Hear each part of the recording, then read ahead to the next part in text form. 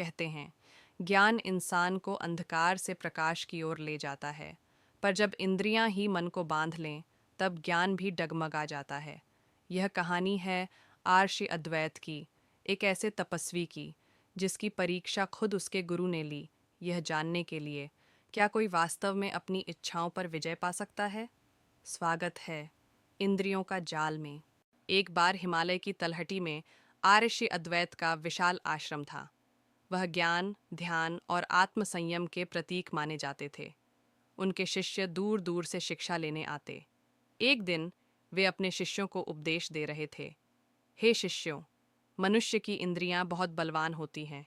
यह साधक को भी भ्रमित कर सकती हैं। जो इन पर विजय पा लेता है, वही सच्चा ज्ञानी कहलाता है। उन्होंने आगे कहा, जीवन में संयम और मर्यादा का पालन अत्यंत आवश्यक है। बहुत देर तक किसी विपरीत लिंग के साथ एकांत में रहना, चाहे वह कितना भी पवित्र संबंध क्यों न हो, उचित नहीं, क्योंकि मन बहुत सूक्ष्म होता है। यह किसी भी क्षण विचलित हो सकता है। ये सुनकर उनके प्रमुख शिष्य आर्षि गौरांग बोले, गुरुदेव, आपकी बात गूढ़ है, परंतु मैं सहमत नहीं। जो ज्ञानी है, जो आत्मा का अनुभव कर चुका है, वह कभी ऐसे मोह में कैसे पड़ सकता है। ज्ञान तो अंधकार मिटा देता है, फिर ऐसे विचार क्यों आएंगे। आर्षि अद्वैत मुस्कुराए और बोले, गौरांग, समय आने पर तुम्हें इसका उत्तर मिलेगा। अभी तुम यहीं रहो, मैं बद्री आश्रम जा रहा हूँ। आश्रम की देखरेख तुम्हारे ऊपर है। उस रात घने बादल उमड़ आए, बिजलियां कड़कने लगीं, तेज वर्षा शुरू हो गई। गौरांग अपने ध्यान कक्ष में बैठे थे। तभी बाहर से किसी के रोने की आवाज आई।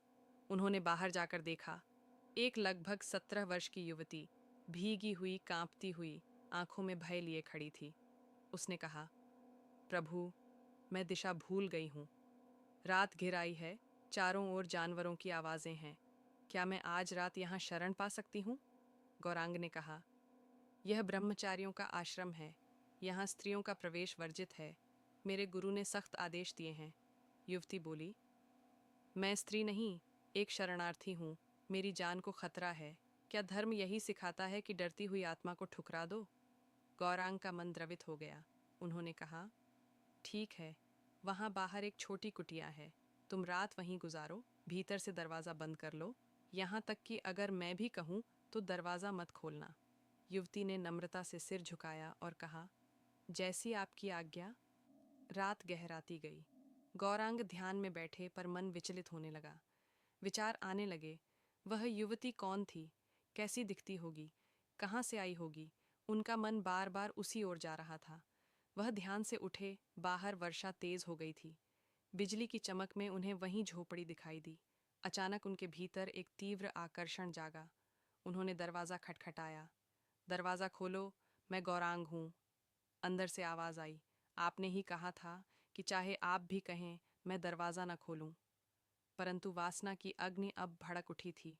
गौरांग ने झोपड़ी की दीवार फांदी और अंदर प्रवेश किया। भीतर जो देखा, वह युवती चंद्रमा की आभा जैसी सुंदर थी। उसके गीले बाल कंधों पर झूल रहे थे। गौरांग उसकी ओर खिंच गए। उनके मन से ज्ञान, तप, मर्यादा सब हट गए। उन्होंने पूछा, क्या तुम विवाहित हो। युवती बोली, नहीं।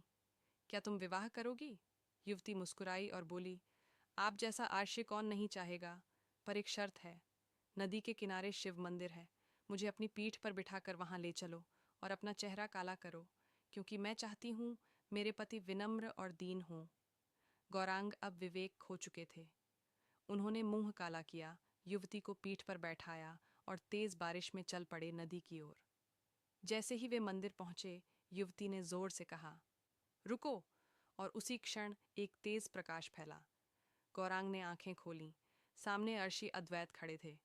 गौरांग के हाथ कांप उठे। वह वहीं गिर पड़े और बोले, गुरुदेव, ये सब क्या था। अद्वैत बोले, यह माया थी, तुम्हारी परीक्षा थी। मैंने कहा था ना, इंद्रियां बलवान होती हैं, वे ज्ञान को भी पल भर में निगल सकती हैं। इसलिए साधक को सदैव सजग रहना चाहिए। फिर उन्होंने आकाश की ओर देखते हुए कहा, काम सबसे सूक्ष्म शत्रु है। यह अग्नि की तरह है, जितना बुझाने की कोशिश करो उतना फैलती है। सच्चा तप वही है जो भीतर की अग्नि को शांत कर दे। गौरांग ने सिर झुका लिया। उनके नेत्रों से अश्रु बह निकले। उन्होंने प्रण किया, गुरुदेव, अब जीवन भर मैं नाम जप और सेवा में ही रहूंगा। ऋषि अद्वैत मुस्कुराए और बोले, याद रखो गौरांग, संयम कोई नियम नहीं, यह आत्मा की रक्षा का कवच है। कहानी का संदेश, इंसान चाहे कितना भी ज्ञानी क्यों न हो, यदि वह इंद्रियों पर नियंत्रण नहीं रखता तो पतन निश्चित है। वास्तविक साधना है मन को स्थिर रखना, विचारों को पवित्र बनाना और हर परिस्थिति में विवेक बनाए रखना। अगर कहानी अच्छी लगे तो लाइक करें, शेयर करें और सब्सक्राइब करें।